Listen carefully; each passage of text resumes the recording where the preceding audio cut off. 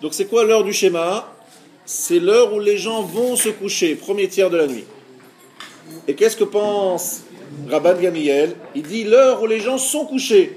Donc c'est jusqu'au lendemain matin. Alors la Gemara demande, Chachamim, keman tzvira lehu. Les sages, ils pensent comme qui? Comme Rabban Gamliel? Ou ils pensent comme Rabbi Eliezer? C'est quoi? C'est bizarre ce chatzot, ce milieu de la nuit. Rabbi Eliezer svira lehu. S'ils pensent comme Rabbi Eliezer, Rabbi Eliezer, ils ont qu'à dire comme Rabbi Eliezer. Et là nous commençons d'Avdalet Amoudbet tout en haut de la page. Ve'ik Rabban Gamliel svira lehu. Et s'ils pensent comme Rabban Gamliel, l'Emrou qui Rabban Gamliel, ils ont qu'à dire comme Rabban Gamliel. Pourquoi ils pensent? C'est quoi cet avis au milieu? Le Olam, réponse de l'Agmara, le Olam qui Rabban Gamliel svira lehu. En fait, ils pensent comme Rabban Gamliel. Ah, Rabban Gamliel a dit jusqu'au lendemain matin.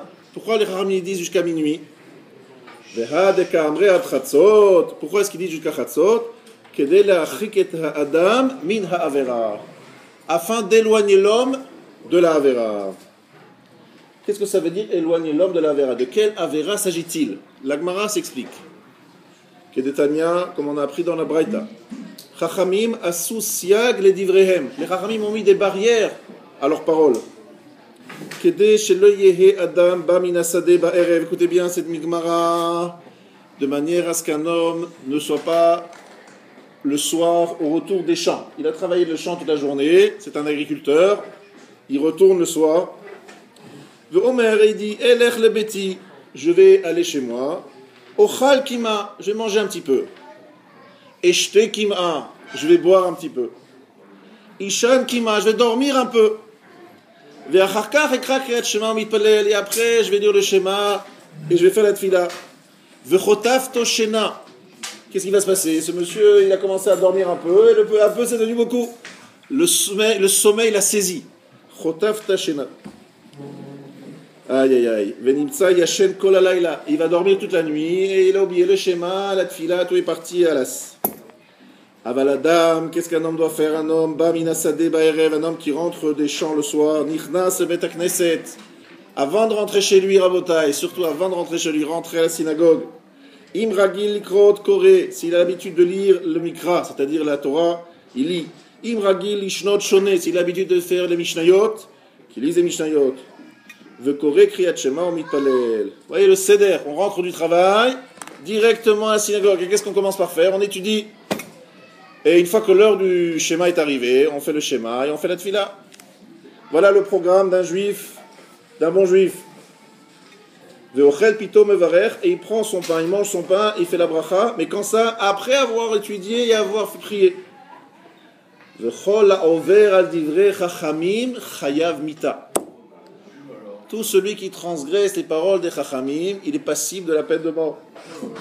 Alors pas la peine de mort, c'est pas chas v'shalom qu'il est tué par un tribunal terrestre. Chayav mita, ça veut dire Bashamay. La Gemara, je sens votre exclamation, elle dit Maishna bechol durta de lokatani chayav mita. Pourquoi dans tout endroit on ne dit pas des phrases aussi dures? Chayav mita, mida v'yeshamayim. Ou Maishna hacha, quelle différence ici de katani chayav mita? Pourquoi ici on cite chayav mita? Ibaitema mishum deika ones shena. Première réponse possible parce qu'il y a le cas de force majeure, ones, shena du sommeil. Ça veut dire que c'est tellement risqué. Le sommeil, c'est un grand risque. Il faut que les chachamim y mettent un très grand missile. Ils menacent. Parce que sinon, les gens, ils vont pas faire attention à cela. Ils vont commencer à dormir un peu. Et un peu va devenir beaucoup. Donc, il a fallu que les chachamim renforcent leurs barrières. Ibaitema, la fouke miman de amar, tfilat arvit, reshut, Kamash Malan de Chova. Il y en a qui pensent que Tfilat Arvit, la prière d'Arvit, c'est facultatif. Kamash Malan, on nous apprend non, c'est pas facultatif, c'est Chova, c'est une obligation. Parce que c'est vrai que Arvit, les gens savent qu'il y a une machloket, une discussion, puisque Shacharit, c'est par rapport au Tamid du matin, Mincha, c'est Tamid d'après-midi, mais Arvit, c'est quel Korban, il n'y a pas de sacrifice. C'est par rapport aux graisses qui brûlaient toute la nuit sur l'autel. Mais c'est pas aussi, il y a Machloket qui disent que c'est facultatif. Kamash Malan vient nous apprendre ici, cette Gemara vient nous apprendre Chovak, c'est une obligation. Sachez que c'est pas l'halakha c'est que c'est en fait facultatif, mais finalement c'est plus facultatif de nouveau, pour une autre raison, c'est que le Klal Israël a pris sur lui de le faire. Donc en vérité, c'était au départ facultatif, mais comme les Juifs l'ont pris sur eux, c'est devenu Chovar, et pour une autre raison, dans une autre Gemara, on l'expliquera dans les détails si vous voulez, Bézrat Hashem, une autre fois. Conséquence, conclusion, Rabotai, qu'est-ce qu'on a appris dans ce premier passage? Les Chachamim disent Atratzot. C'est quoi Atratzot? C'est ni Zman Shriva, le début du coucher, ni le moment où on est couché. C'est ni Rabban Gamliel, ni Rabbi Eliezer. Réponse, effectivement, c'est ni l'un ni l'autre. Les Chachamim ont mis siag, ils ont mis une barrière. Ils ont dit, attention, ne dépassez pas minuit, parce que si vous dépassez minuit, vous allez dépasser beaucoup plus, vous n'allez pas faire le schéma du tout. Donc ils ont mis une barrière, ils l'ont renforcé cette barrière, pour les raisons que nous venons d'expliquer. Donc en vérité, en vérité, les Chachamim sont d'accord avec Rabban Gamliel qu'on peut faire jusqu'au lendemain matin. Mais ils ont simplement consolidé la lecture du schéma en disant, n'attendez pas à la dernière minute, parce que si vous avez la dernière minute, vous n'allez pas faire. Mais en vérité, la halakha, c'est comme Rabban Gamliel que c'est jusqu'au lendemain matin, et c'est halakha le aujourd'hui, on le fait comme ça. Sauf que halakha aussi, Rabotai, il faut le faire avant minuit. C'est sûr qu'il faut tout faire pour faire avant minuit, mais si on l'a déplacé, on fait jusqu'au lendemain matin. Amar Koré Kriyat Shema Mitpalel. On vient de dire qu'on lit le schéma et qu'on prie. Mais ça y allait, les Rabbi Yochanan, ça vient aider ce qu'a dit Rabbi Yochanan, d'Amar Rabbi Yochanan, Ezeu ben haolam haba, Zeh somer geoula litfila shel arvit. Nouveau sujet, Rabotai. On lit le Kriyat Shema et on fait la tfila. C'est bien aider, appuyer ce qu'a dit Rabbi Yochanan. Rabbi Yochanan dit, qui est un ben haolam haba? Zeh somer geoula litfila shel arvit. C'est celui qui juxtapose Geoula, Baruch Ata Hashem, Gaal Israël, et la tfila de Harvit. Pourquoi? Parce qu'en fait, il faut savoir qu'on est tous d'accord, ça c'est assez reconnu par tous, qu'il faut faire Gaal Israël le matin, et juste après la Hamida. Il faut se juxtaposer. Mais est-ce que sur Harvit, c'est la même obligation? Donc la Gemara parle de ce sujet. Donc Rabbi Yochanan dit, qui est appelé Ben Haolam Haba? C'est celui qui, justement, juste après avoir dit Gaal Israël le soir, il enchaîne avec la Hamida. Rabbi Yoshua, le Kaddish, c'est pas une afsaka. Rabbi Yoshua ben Levi Omer, Tfilot be'emtsa tiknum. Rabbi Yoshua ben Levi dit que les tfilot ont été instaurés au milieu. Au milieu de quoi? C'est quoi au milieu? Be'emtsa tiknum. Entre les schémas. Qu'est-ce que ça veut dire? Écoutez-moi bien, comme ça explique Rashi, Shoot. Il dit qu'en fait, les tfilot sont au milieu des deux schémas. Premier schéma se lit le matin, vous le savez, comme vous l'avez lu ce matin. Mais d'après Rabbi Yoshua ben Levi, le soir, il faut commencer par la Hamida, et ensuite on lit le schéma. Pas dans l'ordre que nous connaissons nous, dans l'ordre inverse. D'abord la Hamida, et ensuite le schéma avec ses bénédictions, évidemment. Le schéma, c'est toujours accompagné de ses bénédictions. Donc qu'est-ce qui se passe? Les Hamidot, Shacharit, Mincha Arvit, se trouvent en sandwich entre le Kriyat Shema du matin et le Kriyat Shema du soir. Et toutes les Hamidot se font au milieu. C'est ce qu'il dit Rabbi Yoshua ben Levi. Donc une machloket Rabbi Yochanan et Rabbi Yoshua ben Levi. Dans quel ordre on fait Arvit? D'abord la Hamida et ensuite le Shema avec ses brachot, ou l'inverse? Voilà ce que dit ici la Gemara. B'may kamiflege, quelle est leur discussion?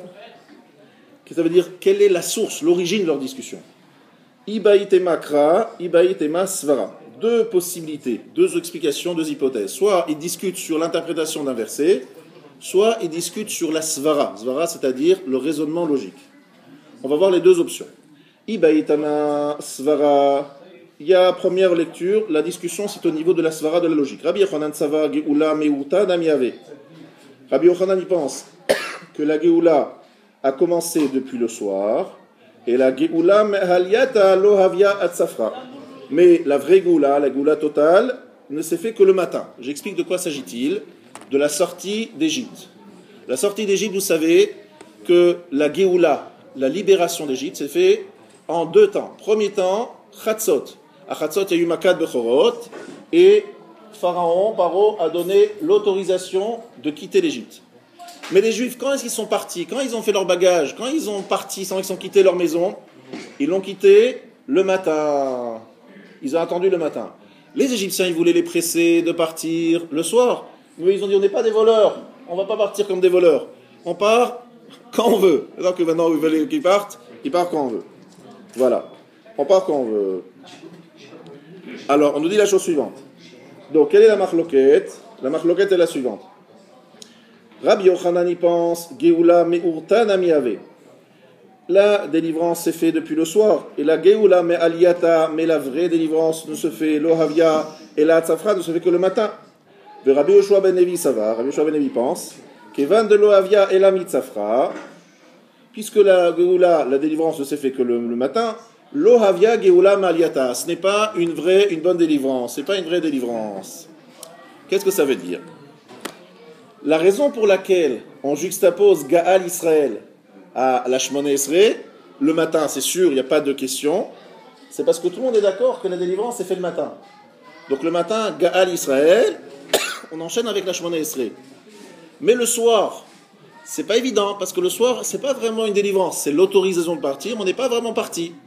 Donc il y a une discussion de savoir si le soir, il est aussi nécessaire d'être sommaire Geoula la Tfila, parce que la Geoula n'était pas totale, elle n'était pas parfaite.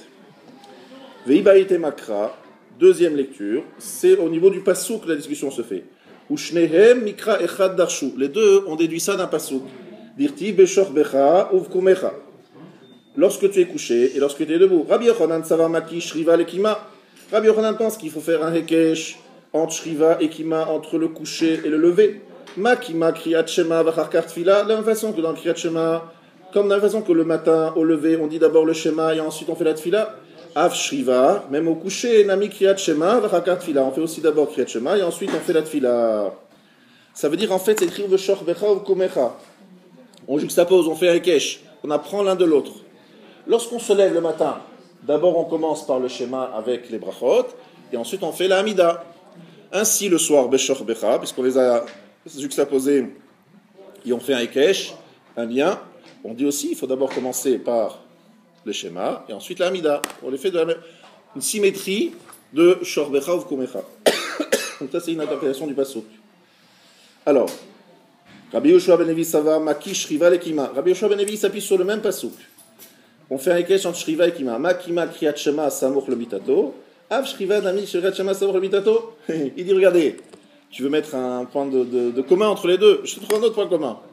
Le matin, on se lève, et qu'est-ce qu'on fait d'abord après cette levée? D'abord le Shema ou d'abord l'Amida? D'abord le Shema avant l'Amida. Donc le Shema est plus proche du lit que l'Amida. Ainsi le soir, il faut faire le Shema le plus proche du lit possible. Donc le lit c'est quand? On fait l'Amida et ensuite on lit le Shema. Donc les deux se sont appuyés sur le même principe, qu'il faut faire un lien entre Shriva et Kima, mais l'interprétation est totalement opposée. Alors, Metiv Mar Bered Ravina. Mar Bered Ravina objecte. Ba'erev mevarech shtaim lefanea ou shtaim lacharea. Le soir, on fait deux brachot avant et deux brachot après. De quels deux brachot on parle? Ma'ariv Aravim et Ahavat Olam. Les deux brachot qui précèdent le schéma. Les deux brachot d'après, c'est Gaal Israël et Ashkivenu. Donc il y a deux brachot après. La Gemara demande, Ve'i amad ba'ez lismor, si tu dis qu'il faut juxtaposer Gaal Israël à la Amida, ha lo kasamach geoula letfila, de'a ba'ele memar Ashkivenu. Pourtant il faut dire Ashkivenu, et Ashkivenu fait une coupure entre Gaal Israël et la Amida. Pourquoi est-ce qu'Ashkivenu n'est pas une coupure? Amré répond, ils disent, qui va d'etakinu rabanan Ashkivenu, ki geoula arichta damia. Puisque les Chachamim ont instauré Ashkivenu, c'est comme une longue geoula, une longue délivrance. Deilotema hachi, parce que si tu dis pas ainsi, shacharit echre matzi samich. Comment est-ce qu'à shacharit tu dis qu'on juxtapose le Gaal Israël à la Amida? Veha amar Rabbi Yochanan, pourtant Rabbi Yochanan dit bitrila omer, au début il dit Hashem svatay tiftach, ou le basof omer yiu le ratson ivrefi. Tu vois bien que même le matin, avant de commencer l'Amida, on dit une phrase Adonai svatay tiftach ufiyagi tehilatecha. Cette phrase, elle est en plus de l'Amida. Donc cette phrase, elle constitue une coupure entre Gaal Israël et la Amida. Qu'est-ce que tu réponds? Puisqu'on a instauré de dire Hashem Svatay Tiftach, Hashem Svatay Tiftach est partie intégrante de l'Amida. Même si c'est vrai que ce n'est pas exactement le cas, mais une fois que les Chachamim l'ont instauré, c'est comme si ça faisait partie. Ainsi Hashkivenu, comme les Chachamim l'ont instauré, elle fait partie, c'est Kegula Arichta. Explication, juste un petit mot pour une petite explication, c'est que Hashkivenu, ça a été dit par les Juifs avant d'aller se coucher, pour ceux qui sont allés se coucher, la nuit de la sortie d'Égypte, parce qu'effectivement, ils avaient très peur.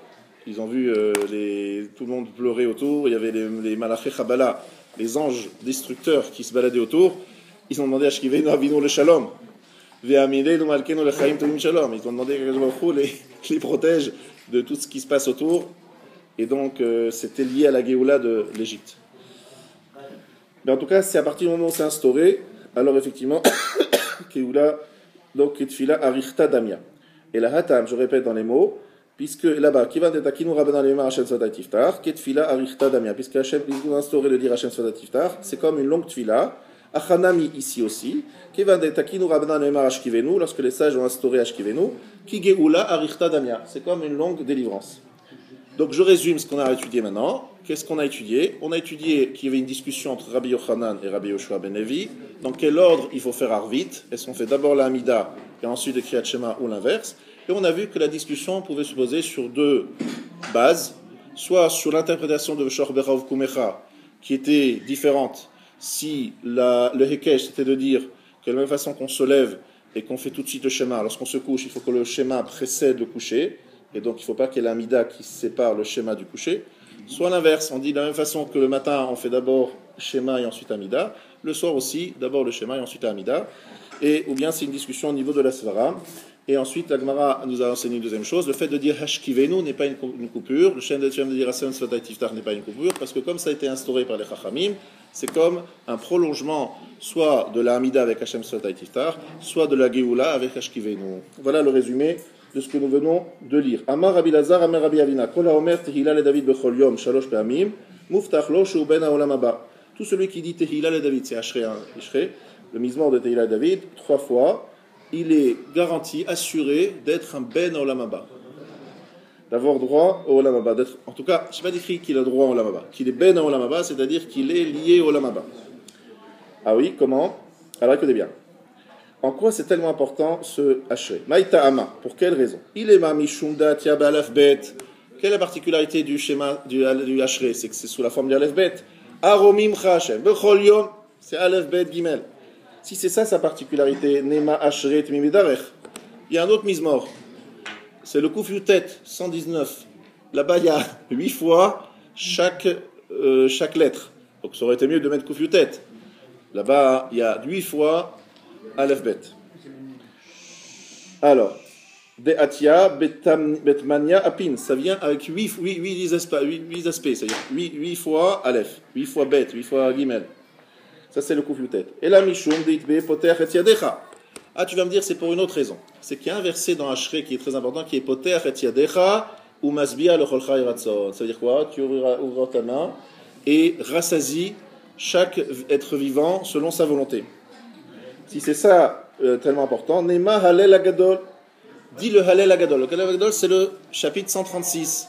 Odula Dona Kitov Kilolam Chazdo, vous le dites juste avant Baruch She'amar, le Shabbat matin. D'accord? Chaque fois ça se termine Kilolam Chazdo, Kilolam Chazdo. Il y a là-bas 26 fois Kilolam Chazdo. Qu'est-ce qui est écrit là-bas à la fin? Dirti Benoten Lechem Lechol Basar, Kilolam Chazdo. Il donne du pain à toute chair. Donc le principe de Poter et Yadecha, on le trouve dans le 136. Pourquoi avoir choisi le Ashrei? Et là, Mishum dit Betarte. Parce que dans Ashrei, il y a deux qualités. Il y a le Aleph Bet et il y a Poter et Yadecha. Alors que dans le Hodou, il n'y a qu'un des deux. C'est pour ça qu'on a choisi de dire le Ashrei. Amar Rabbi Yochanan ibn Malonema Nun be Ashrei. Pourquoi le Nun n'existe pas dans Ashrei? Parce qu'il y a le Aleph Bet. On saute le passou qui commencerait par le Nun. Il y a le même, d'accord? Et il y a le Samer, on saute le Nun. Pourquoi il n'y a pas le Nun? Parce qu'il y a la chute des ennemis d'Israël. Vous savez que lorsque la Gemara dit des ennemis d'Israël, il faut comprendre que ce n'est pas les ennemis d'Israël, c'est Israël. Dirtiv nafla lotosifkum betulat Israël. Dit le verset, elle est tombée, elle ne se relèvera pas, la Vierge Israël. Donc c'est un mot très grave, très fort. Nefila, tombée. Donc on n'a pas voulu citer le Nun pour ne pas citer une chute. En plus, une chute dont on ne se relève pas. Bemarava metartzelachi, dans l'ouest, c'est-à-dire en Eretz Israël, on l'explique ainsi. Nafla, de l'otosif in pol od, il est interprété autrement le verset. Il le coupait autrement. Nafla, elle est tombée. Velotosif od, elle ne tombera plus. Koum, lève-toi, Betulat Israël, lève-toi, Vierge Israël. Ils ont interprété le verset en mettant les virgules ailleurs pour donner un autre sens. Amar Rav Nachman bar Yitzchak, dit Rav Nachman bar Yitzchak, afilu achi malgré tout, chazar David le Samchan beruach hakodesh, Chez les Mars, Somer Hashem, le Chol Anoflim. David Amelech, il a voulu quand même citer le Noun. Mais comment est-ce qu'il a cité le Noun? Il l'a cité dans le Samer. Somer Hashem, le Chol Hanoflim. Donc il y a le Noun. Mais d'abord c'est écrit Somer, il appuie tout ce qui tombe. Ça veut dire que s'il avait écrit le Noun, ça voulait dire Nefila, Kata.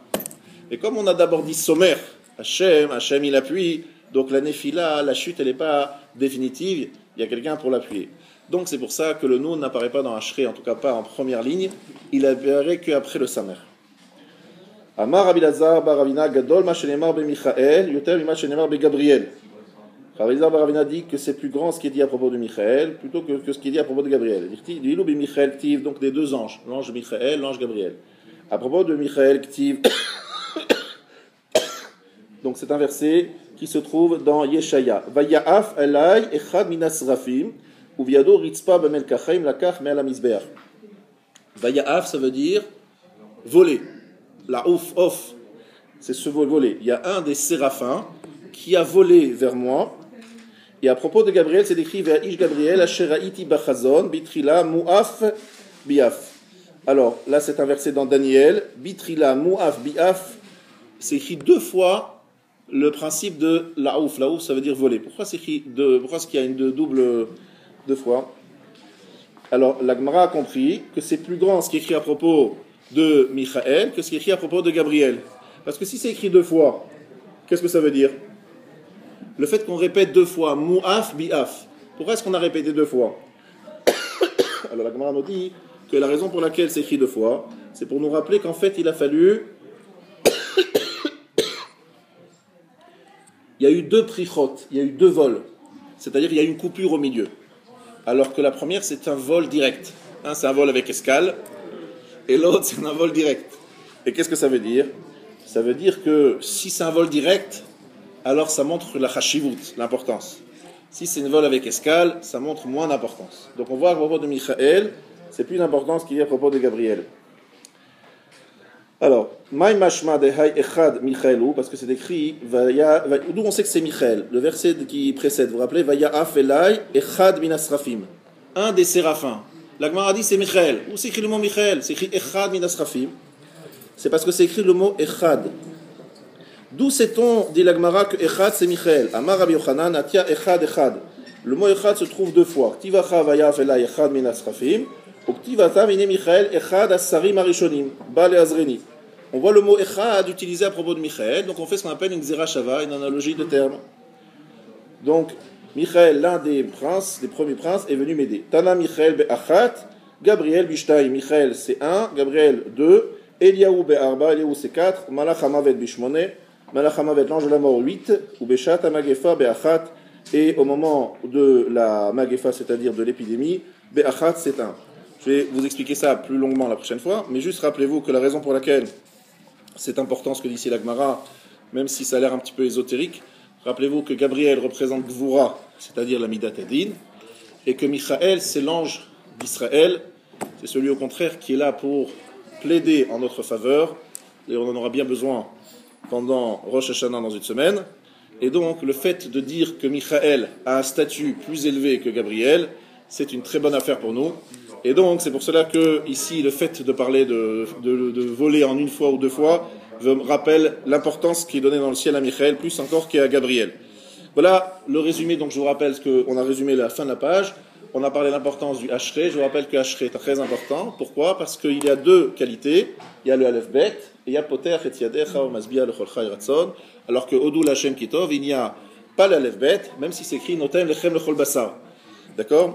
Et même dans le Mizmor 119, où il y a 8 fois Aleph Bet, eh bien, il n'y a pas Poter et Yadecha ou Masbia lechol chai ratzon. Je vous rappelle de l'Ain Alacha, qu'on apprend ici que les psukei des Imra, il faut absolument être concentré lorsqu'on dit Poter et Yadecha ou Masbia lechol chai ratzon. Il faut même refaire si on ne l'a pas réfléchi, on n'a pas été concentré. Et le Rav Yosef dit que si on s'est rappelé entre les Mizmorim, on me dit même le verset Poter et Yadecha Masbia lechol chai ratzon entre deux Mizmorim de Haleluka, parce que on voit ici l'importance de Poter et Yadecha. Et puis la Gemara termine avec cette question de savoir qui est plus important, Michael ou Gabriel. Et là je vous ai dit que nous en parlerons Bezrat Hashem la prochaine fois pour l'expliquer.